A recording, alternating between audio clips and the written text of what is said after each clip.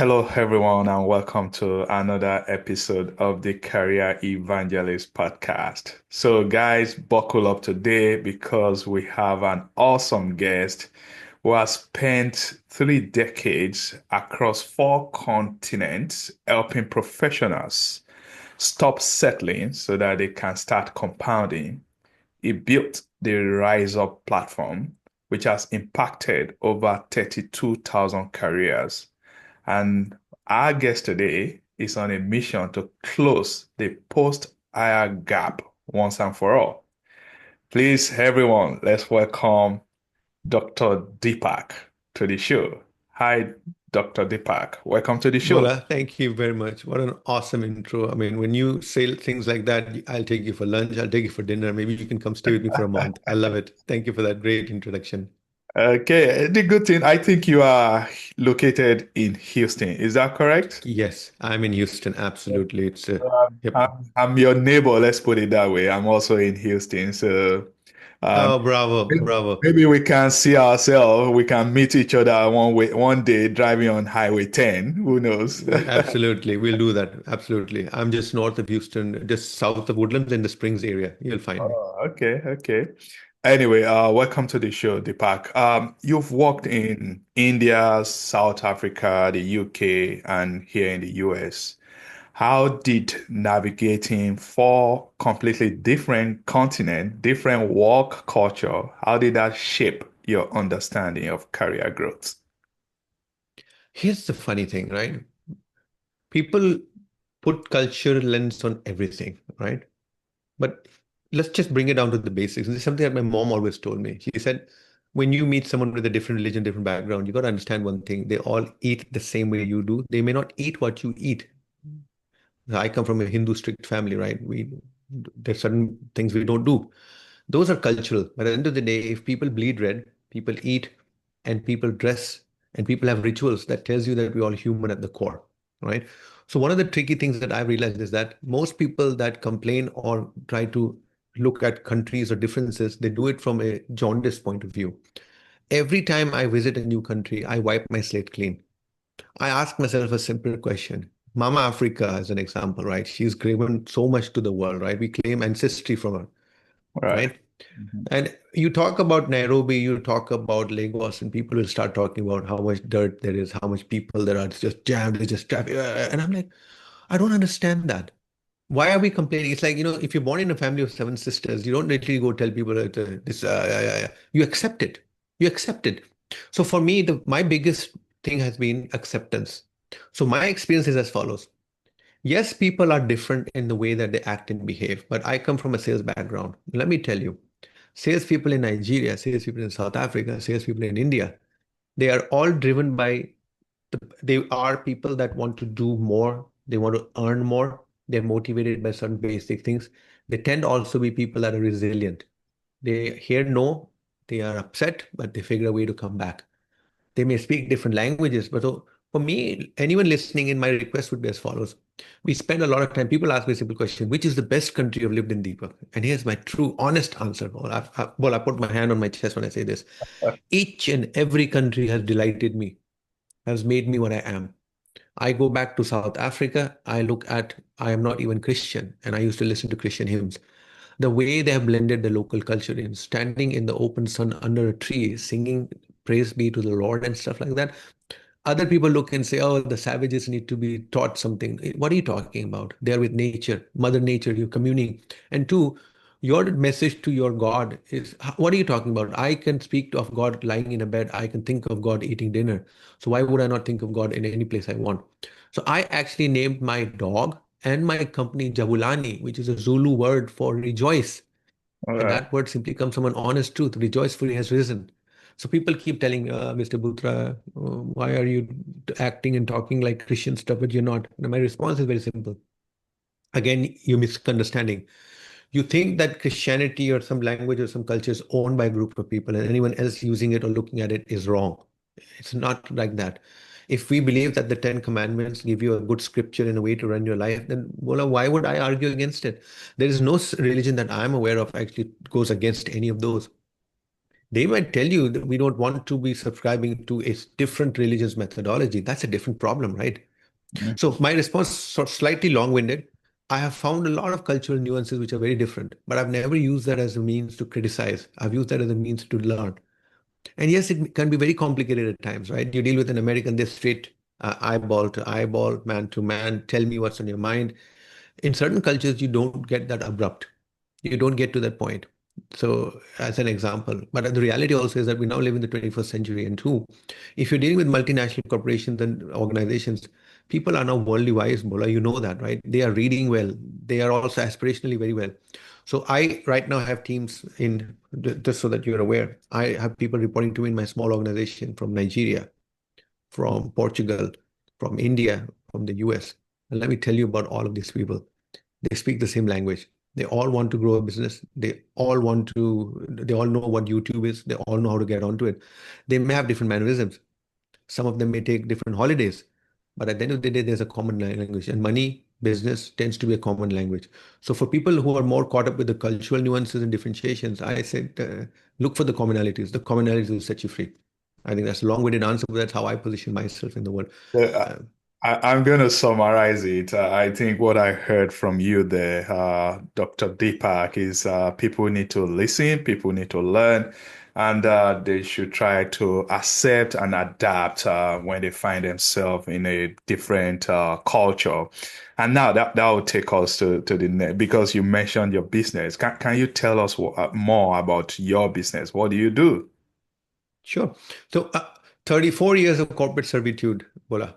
And then one day I woke up and said, you know what? I went through COVID. I got COVID twice, and actually made me realize we are we lost our way as humans. We suddenly became so fascinated with the corporate rat race, right? We need to do this, we need to do that, we need to retire with a massive pension, 401k, blah, blah, blah, and all that. And then I said, you know what, Deepa, what do you love to do? I love to coach, train, help people. And I've been in sales, I've been in sales operations, done very senior roles. So I said, you know what? So in September 2024, Bola, I actually became a Sandler franchisee. So I actually offered the Sandler teachings methodology to salespeople, help them with their behavior, attitude, and technique. Then along the way, well, I actually started writing a lot of books and stuff, right? And then I had my own personal trust with mental health, watching salespeople struggle, right? 35% of salespeople leave the sales function by age 35. One third of humanity's best will exit by 35. Why? It's a dangerous thing, right? You got to ask yourself, what is going on here? It's like saying that, people compete to get into a college and then 70% of them will never graduate from college. Then the question you need to ask is, what did happen to the one third who were smart enough to get into college but could not finish? Then you realize money, ran out of this personal circumstance. So analysis is always important in this type of thing. So I said, how what can I do? So I started coaching salespeople, working on mental resilience and stuff like that.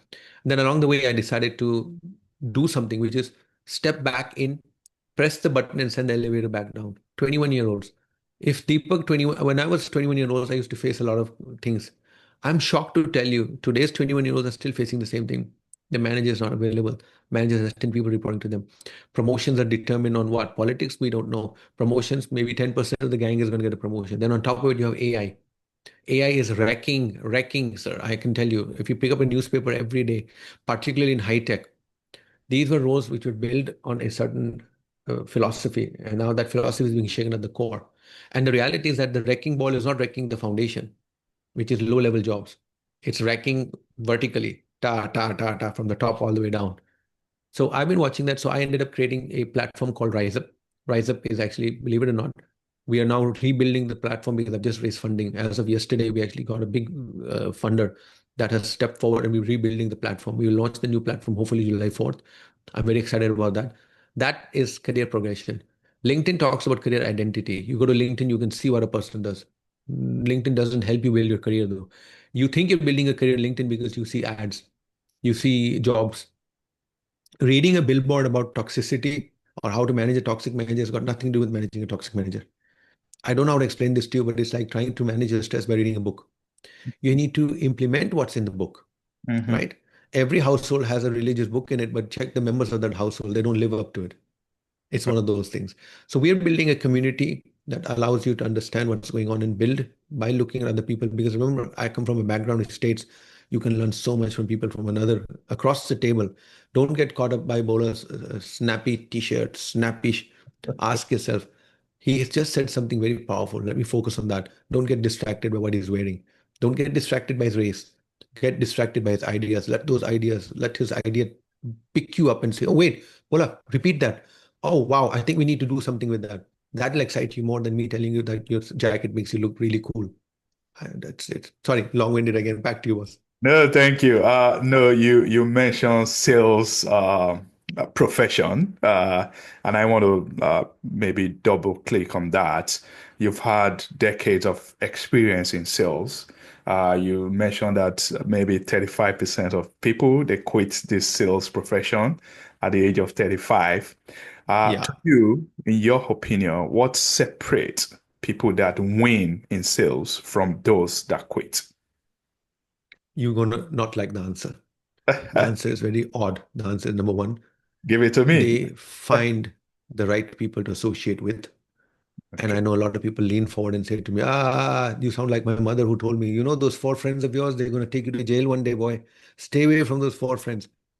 Look, very clearly, what I've noticed among rock star salespeople is that, Bola, they actually watch other rock star salespeople. They associate with them. They will walk up and say, hey, Roger, I saw how you handled that account. Really, really liked it. Could you tell me three things that you were thinking of, or how did you investigate at that point? How did you pick it up? They do that over a cup of coffee, they'll do it. And they also return the favor back very well. Because remember, when you share, it's not just about caring, but sharing actually magnifies the amount of information you get to process.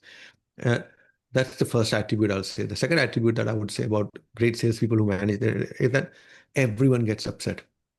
I got a no from a customer. Yeah, I mean, oh yeah, I got to know. That's nice. But Americans do this a lot. They do this outward rah-rah. Looking in a mirror, yeah, you can do it, man. Look, yeah, ooh, and then you do this bro chest thumping, right? Just slow down. That's actually not what we. That's great for a football match. That's not how you bring yourself back. What salespeople do, which is different from others, is that they all mope, they are all upset, but they come back quickly. It's the recovery period that you require from a setback, which is shorter with salespeople because they have actually figured out a way to internalize it. A no is a no. That's not needed. A no is a no. If I know that I only win two-thirds of the deals or I lose two-thirds of the deals, then why am I upset with this no? Yes, I wanted it because I'm personally attached to it. But this is where we typically find that the best salespeople will always separate the role from their identity. The identity is keep selling. The role is that I got knocked down. Now cry about it, but cry about it in your role, not allowing it to permeate into your identity. And that's not easy for people to do. Separating your self-worth. And you need to have some faith in yourself. And the last point I'll tell you about great salespeople is as follows. They show themselves tremendous compassion and grace. What that means is that they will always put their hands on the shoulder of a someone who's complaining and crying that he's in difficult times. But when they are also in difficult times, they actually do this to themselves. Again, careful, no chest thumping. One, it's not good for you to be hitting that part of the body which hides your heart. There actually is. I don't know if you know about the NFL Yeah. football player that, his heart stopped because of that specific. I always tell people the human body is very unique, but the mind is more powerful. You'll be surprised. But there's a limit to what the mind can also achieve. So you have to declutter your mind, let it focus on what really matters. And that's what salespeople do very well. The noise is cut out. If I have to do 90 things or 100 things, they focus on the 10 that will move the dial. And I think that's a very important message I'd give to your people listening in. And by the way, this is not just about salespeople. Take the same four or five things I mentioned. Anyone can do it in their careers, in their profession. That's what makes it so powerful to encapsulate it like that. Back to you, sir. So good, Deepak. Thank you for sharing that. Now you talked a lot about the post-hire gap. So for our listeners who haven't heard about that term, what is post-hire gap and why does it quietly derail so many promising career? And it's not quietly, it's actually very noisy. The problem is that we think it's quiet because we don't hear it, right? Because we're not tuned to hearing it. Bola, I cannot tell you how frustrated I am with humans. You spend 10 years in high school, college. Every day, the mother and parents are telling you, yeah, study hard, get your first job, get your first job. People tell me, well, yeah, everyone's going for a job. I'm like, yeah, everyone is. 100% of people that go to college, maybe 10% go in knowing that they'll be an entrepreneur. But there's 90% that will always go in saying that I want to get a job, right? Now, Bola, comes the reality. You've paid your fees. High school teachers were telling you what you need to do to help you shape. They actually give you syllabus and a curriculum. Bola, I can't make life more easier than that, right? I'm Yeah. actually telling you what I'm going to test you on. Isn't that shocking? Now you go to real life. Did someone in real life wake up and say to you, today, Bola, we are testing you as follows. Your girlfriend will leave you. Then your mother will call and complain you didn't call her for 2 days. Then your boss is going to tell you that your work is shit, you're out of the company. No one tells you that. You have to sit there expecting something to happen. Now comes the fun part, Bola. You get your first job and you call your mom and your dad and like, hey, hyper excited. 6 months later is the first time your parents hear you say as follows. It's crazy here, Ma. I go to a meeting, people are talking such nonsensical ideas so loudly that I actually don't know what to say to them. So I just feel, you know what, it's not my place to say anything. Let me back off. Uh, Problem number one. Then he says to his mom, mom says, what's happening? He says, yeah, I'm trying to get leave, but my boss is never available because he has 20 people that has to manage. Second thing that he realizes. Third thing, he's feeling down. He goes to HR, or no, HR says, we don't have time for you, but here's the 1-800, call us now. They'll help you. He goes, he wants to be intimate, he wants to understand, he wants to talk. Now he looks around and he sees there's two buddies of his, he goes, talks to them, but they're also the same age group. They don't know better also.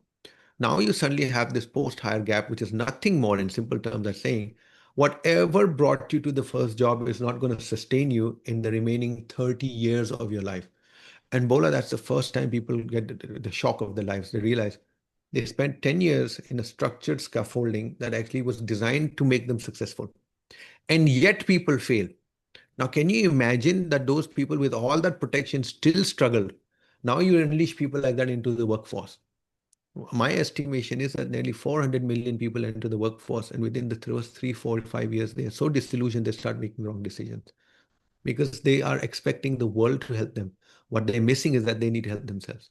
So the post-hire gap is nothing more than simply stating that whatever euphoria you had in getting the first job, those set of skills that got you first job are not the set of skills that are going to sustain you in the future jobs. That trajectory of greatness is so important that we've done a small calculation. If there are on average 5 inflection points where you take 2 jobs at low pay, or you resign out of frustration, or a manager docks you or does not give you an increase, or zero, whatever, and so on, so on. If you get 5 events like that over the course of 30 years, you will end up 37% less in your net worth. Wow. It's Thank it's a simple math. Just think about it. Your company gave you a promotion. You have an outside offer. The outside offer is $200 per month extra. The you. company says we'll give you $50. You stay back because of loyalty. That $150 takes you 3 years to get to that point. So last I checked, 3,600 multiplied by 3, you're already looking at about $10,000 down the drain. Take $10,000 over 30 years, you would have tripled that amount. That's 30,000, $40,000 gone. So when I tell people that you're technically leaving hundreds and hundreds of K, maybe a million, $2 million on the table if you're at a level, that's when people sit back or sit forward or lean forward, ask me, wait, repeat that again. Because we're so used. It's the same joke about, they say youngsters today need to drink less coffee and invest more. So Bola, if I tell you cut down you're going to tell me no. But reality is that Bola, if you do cut down on those expenses, put that money aside, it does have an impact. The problem is that we just feel Starbucks is part of our life. Cutting out Starbucks is like saying, Deepak, you're telling me that I shouldn't buy shampoo. Now, by the way, Bola, both you and I should not be buying shampoo, as my wife would say, right? Yeah. So Back to you, boss. that's good, Deepak. And you talked about this post-hire gap. So what should people do in order to maybe manage that properly? That is the question. That is the question. Here's what I tell people to do. Very simple. Bola, you'll be shocked to learn that everything in life is based on certain principles, simple principles. Principle number one, you own your own career trajectory. Your boss does not. Mhm. Your boss, at least 20 years ago, used to tell people that a company, HR, and your boss will facilitate your journey. Today, they don't even facilitate. They do the least possible. So just understand that dichotomy. Number two, a lot of people don't actually understand what they contribute to an organization. And I ask people a simple question, what do you do? And this is what they tell me. Oh, I'm a data analyst. I'm like, yeah, what do you do? I build up numbers. I'm like, okay, how do your work help the company? Oh, the company gets reports. Okay. How do the reports help the company? Oh, management reads it. Okay. How does it help management? Management gets insights. I said, now we're getting somewhere. What does management do with the insights? Oh, management looks at the insights and then makes business decisions. I said, and what do they do with the business decisions? The business decisions are either they shut down something or they start something or they accelerate something or they deaccelerate something. I'm like, so next time when someone asks you, what do you do? Tell them, I'm a data analyst who actually lays out data in such a way that business executives can make the business decisions from it. And they then decide where to invest, where to disinvest, and what to do with the organization strategy going forward. I said, doesn't that sound more great to you than what you just did? It's like, that's all I'm saying to people is once you're inside, start articulating the work you do and looking at the impact you have to make your work visible, not just to your manager, but to your, not just to your team, to other teams. Because guess what? After 2 years, you're going to look for a role in other teams, right? And if they know you, they trust you, they see you, they're going to make your life easier. So you need to be pragmatic. I watch a lot of youngsters start a job and they will spend, I kid you not, I actually know a lot of people who will tell me, I'm going out for a couple of drinks with the boys. I'm going to this, or doing office hours. They'll sit for 1 hour having lunch and talking to people. And I says, when you were talking, did you talk to people that could potentially help you grow in the future? No, I work out very hard, Deepak. I need my breaks. I'm like, what is a break? Take a break at home. Go home early at 4 o'clock on time. Why are you hanging around till 7 o'clock anyway? So Right. there's a lot I could say there, but reality is that I'm asking people to understand one thing. If you do not market yourself, position yourself, articulate what you do, and assess is the work that you're doing lifting everyone else up and actually helping with the company's goals. Now people tell me, I'm so small, I don't know. I'm like, hold on. If a company's job is to make profits, then look at where they make the profits from. Then look at your role and ask yourself, how do I support that process? Okay. Suddenly you feel ownership. Don't no one, people are so exhausted just doing the job that they actually don't stop to actually understand how the job fits into the bigger picture. Because if you can master that, then trust me on one thing, Bola, when you go for an interview, you will get the job because you're explaining a job in different terms. Right. What do you do? Oh, I'm a data analyst, and then you stop. Why are you stopping? This is the point where you put the knife in and you twist it because you want to take that animal down for your next meal, right? That's a So good. I've always told people, you got to be very, very careful. And I'm one of those. For the first 5 years of my career, I trusted the business. I was very trusting. And I'm not saying that companies are out to get you, Bola. Please don't misunderstand me. At the end of the day, I'm not telling anyone on this call, corporate world sucks, become an entrepreneur. It was a voyage and a discovery for me personally.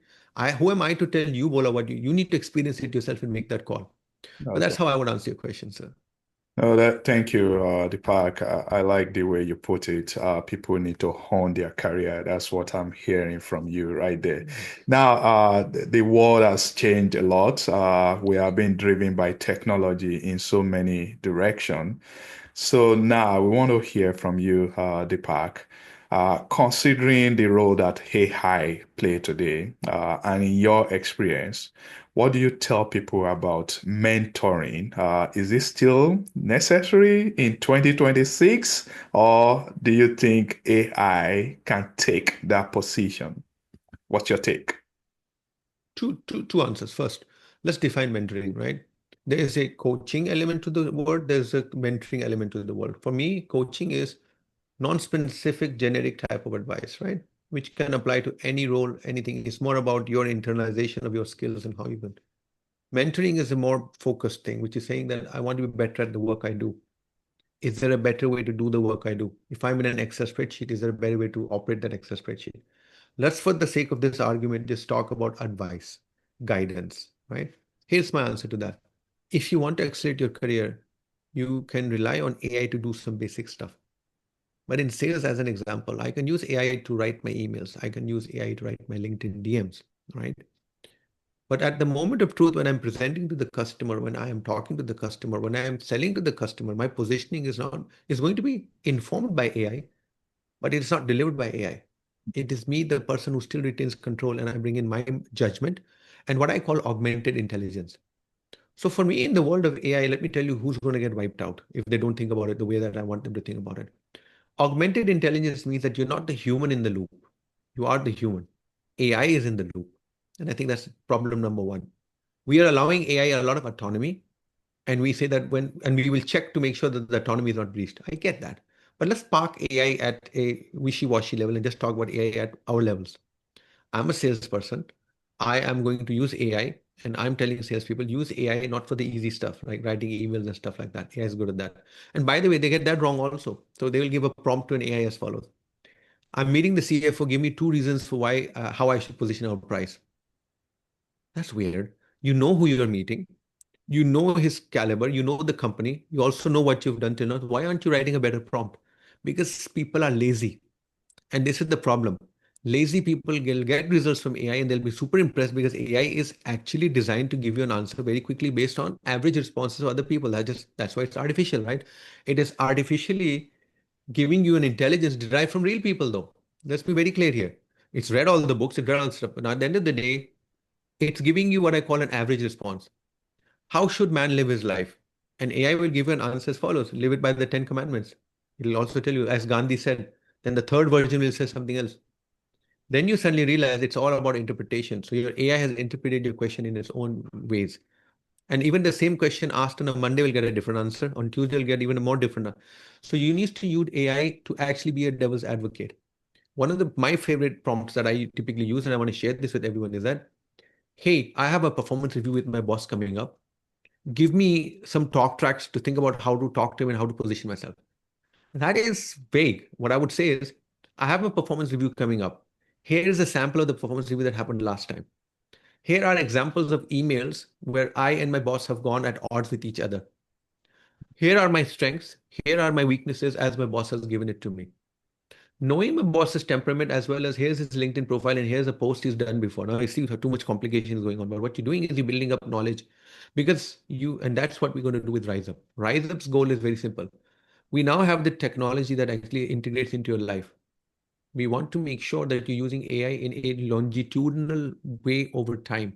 It learns from you, you talk to it, and because it learns, you build a relationship, and that's stickiness in practice, right?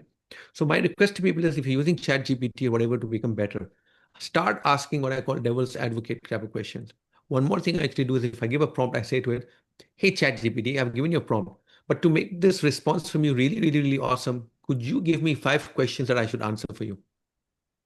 Do you see what just happened? So I said, I would like you to write a message to the CFO and giving him the top two reasons to work with us. Now they can pick that up from the brochure, but where's the customization? The question you should ask is as follows. What company or domain are you talking to? Who is it? Tell me that. Number two, CFO, do you have his LinkedIn profile by any chance? What are his interests? Has he expressed anything specific? Third question, fourth question, fifth question. Now what you've done is what I'm asking people to do is don't take the first response that comes from AI. Take the next level. So become smart at property. It's like in selling.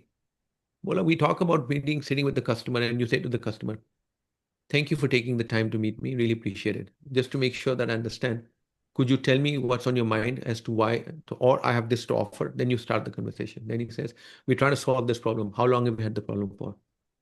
What is the element of pain? It's like if you go to a doctor, my wrist hurts.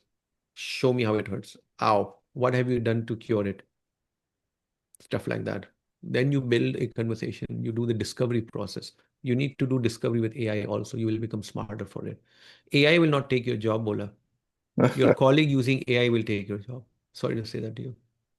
All right, no, that's good. Thank you for sharing that detail. So, as we wrap this episode, I'll say in one sentence, give us one action that you want our listener to take today, not next month, something that they need to do that will help them to meaningfully move their career forward. I'm going to give you something very obtuse. Stop complaining about your boss. Step back. Ask yourself a simple question. Forget his tone, look at his message. Ask yourself a simple question. Why does this man operate the way he operates? Find out his rationale for behaving the way he does. Maybe he wants a promotion. Maybe he's tired. Maybe he's exhausted with stupid questions. I don't know. Find out what's in it for him. When you understand what's in it for him, then you need to work towards diplomatically helping him. It's called managing upwards. Today, 21-year-olds waste a lot of time complaining about the managers because they think the world will change for them. The reality is, no, it won't. Despite everything I say, you are at the core. Yes, I get it, but you still work in a corporate world and you have a corporate rules of engagement. In the corporate rules of engagement, people tell me, I'm going to leave him. I don't care. Try that. Please do. Please do try that. He's a manager for a reason. The company has given it to him. He may not be the right person for the job, but he's got the title and the position. Do you really think you're going to win that battle? This Yeah, is when I tell people, be smart. Live to rise another day. victorize. Do not die on this battlefield. If he's as bad as you say it is, then don't die for him. Why Yeah, would you work judiciously, make sure he understands what you did, and listen and ignore the tone. The tone is the single biggest downfall of youngsters. 21, I made that mistake. And by the way, it's not youngsters today, whatever. Even I, as a 21-year-old, used to put tone. Even I still do it today. Don't tell anyone, Bola, but I am hypersensitive. I'm a friendly guy, but if I feel that someone is disrespecting me, I get upset. And sometimes you need to figure out how to disassociate yourself because getting upset with a random stranger is okay.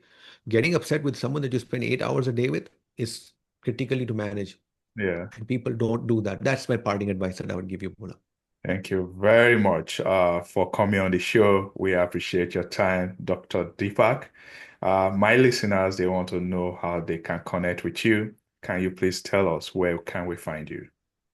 Very easy. Lean forward and scream very loudly into LinkedIn. Deepak Bhootra, Deepak Bhootra, one word. I'm on LinkedIn. Drop me a DM. I write prolifically. I share prolifically. I love to communicate with people. If you see me post, put a comment on it. I will answer it back to you. I'm doing regular podcasts and shows as well. I come on these shows because I really want to spread the word. And I think it's a very powerful word. I'm very committed to making sure that early, mid-career people get the most out of their careers. And I say this because, Bola, honestly, open the newspapers. Yesterday, 30% of Oracle staff is at risk. That's crazy. Those are numbers I've never seen in my life, right? Right. That 30,000 people have been told that they're going to leave in the next 7, 8 days. That's crazy. Let's see. Okay, sir. Thank you.